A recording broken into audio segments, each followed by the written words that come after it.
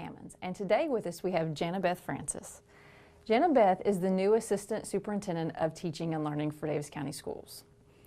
So Jana Beth, can you start us off by telling us about your life outside of the school district? So I feel like my life is so very much connected to the school system. I moved here because of the Davis County Public Schools. I'm married to Matt Francis, who's the executive editor at the Messenger-Inquirer. We both grew up on the other side of the state, which feels like a whole different state. We grew up in Russell, Kentucky.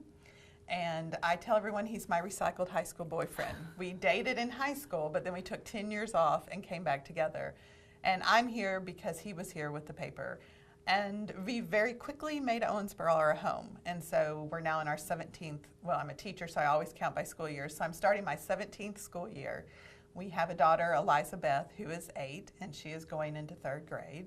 And so this is what we consider home. Outside of school, I spend a lot of time with Eliza, and we love the arts. And so our favorite place to go is to see shows and do that type of thing. And then I'm an avid reader, and I read multiple books at the same time. And I read anything from young adult fiction to kind of the latest fiction. I'm reading a book called Girls right now, but I'm also reading the new Harry Potter book that came out because I had to buy it.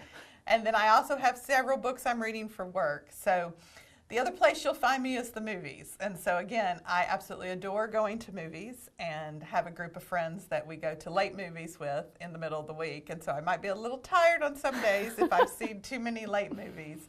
But I love the arts and to read and everything, and involved in volunteer work with the River Park Center. I teach Sunday school at my church and continue to be active as a sustainer in the junior league. Very, very busy person. Yes. So, what is your favorite author? Oh, my favorite author. Well, that's a challenge. I will say Kay Gibbons. She is a writer that many of you maybe haven't read. Probably her most mainstream book is Ellen Foster. And she captures the Southern woman's voice like nobody else. And so I found her when I was in Atlanta with my alumni association, and we were getting ready to go watch the play, Ellen Foster, and I read the book before I went to the play because I'm a big believer in you have to read the book if there's a movie or anything else about it. So Eliza has not seen any of the Harry Potter movies because she hasn't read the books yet. And so she did check out the very first book from our library. And so she's starting to read The Sorcerer's Stone. But I love Kay Gibbons as a Southern author. And then I'm a child of the 80s, and no kid of the 80s cannot say that they absolutely adore Judy Blume. And so Judy Blume is just fun and is the first author that I remember just reading everything she wrote except the book Forever, because not every young adult should read that. And it's been fun to watch Eliza gravitate back towards Judy Blume. And so from a children's standpoint, I remember reading all those books. I think we have to read for different reasons. I read all the time for entertainment, but you also read to learn. Mm-hmm. And I think sometimes we get caught up taking kids in one direction or the other, and we don't strike a good balance. I read quickly because I read a lot, and so it's important that kids read whatever they think is fun, so that when they sit down to take those more challenging texts into hand, they can read them quickly and absorb them. What is your favorite show that you took Eliza to? Oh, well, hands down, I can tell everybody, go see School of Rock. If you are in New York, School of Rock is based on the movie. You may know about the movie. But School of Rock was phenomenal because it is all 13 and 14-year-old kids. Oh, wow. And they're playing the guitars, and they're singing, and they're dancing.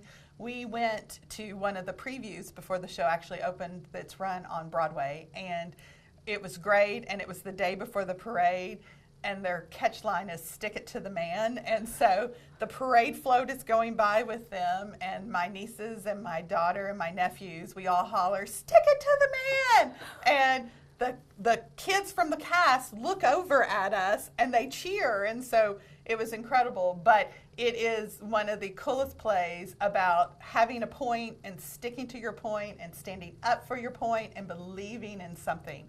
And so I love when kids believe in something, and that's been a cornerstone of my life, probably my whole life, of what am I going to believe in and am I going to be passionate about it. But the music is great, and for all you kids out there that just listen to the music on Disney Radio, get your mom and dad to play some of their 80s and 90s and early 2000 music. We've been doing that to Eliza, and she doesn't love it always, but you know, everybody needs to hear a little Guns N' Roses to remember what the hair bands are like. So you're very, very passionate Yes. about your arts. What about your passion for education? So my passion for education is, I believe we have to instill a lifelong learning culture. I try to learn something new all the time. I'm not always successful, but I listen to NPR in my car, and I often will find myself getting out of the car and going to read about something more. So I want kids to be lifelong learners, but then I want them to have a wisdom about them and a wit. And so by wisdom, I want them to be able to look at something they're learning and question it. So when I hear something or when I see something, is this the most factual? Is this authentic? And then wit is, I love when someone is clever with information. And so I call it, Eliza and I call it being smart funny. So someone using something that if you read a lot or you know a lot, you catch. And so I want kids to have that wit and wisdom about them. So I want them to be lifelong learners, but I want them to have wit and wisdom about them so that they can use their knowledge. Knowledge is more than just I've learned facts. Knowledge is having that wisdom and wit and knowing how to use it best. And then I want kids to realize they have an incredible amount of talent in making something happen. And so you're growing your mind, you're really thinking about what you're going to do, but you can grow the hearts of people around you, and you can look at things. Eliza and I have been talking about how more people are walking on South Frederica.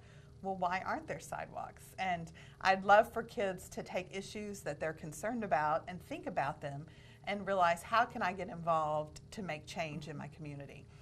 Everything is changing so rapidly. And I want students to know how to talk and dialogue and interact with all types of people. So we as teachers have to put the conditions in place for that to happen. So does this kind of carry into your vision as your new role of Assistant Superintendent of Teaching and Learning? It does. So here's what's hard for me to understand is, because I'm the new Assistant Superintendent of Teaching and Learning, some people think all your focus is with the students, and it should be, but the only thing we can really change is the way the teachers are thinking and learning. So my vision is that if I want to continue to change and increase student achievement, I have to make sure I'm making sure we have the best teachers possible and that our teachers are getting better. So the word better is interesting because to get better, you can get better if you're not very good and if you are an expert. So the experts are experts because they're continuing to get better. So I want all teachers to get better by doing two things: getting better at the planning. So when they think about their lessons, how are they going to make sure all students are getting better at that? And then the terms we use in teaching is craft and content. So content is what you know about what you're teaching. So if you're a history teacher, what do you know about that? And then craft is how you teach it. You know, as a science teacher, that kids love to get in and do the hands-on stuff. I know as a math teacher that I have to make sure I take those abstract concepts and bring them down to life. Those are examples of craft. And so I want teachers to get better at that.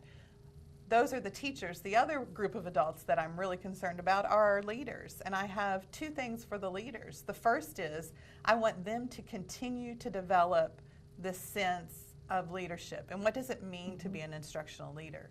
And at the same time, the second thing is I want them to think about how they help teachers become teacher leaders. I'm not wanting my teachers to leave the classrooms unless that's on their career path. But how do we work in what we call a shared leadership culture, where we all take responsibility and we all think about how collectively we are stronger than we are as individuals? Well, your vision for Davis County Schools is phenomenal. Thank you. Yes. And we're very fortunate to have you. Thank you for being here today. Well, thanks for having me. And thank you for tuning in to this edition of Inside DCPS.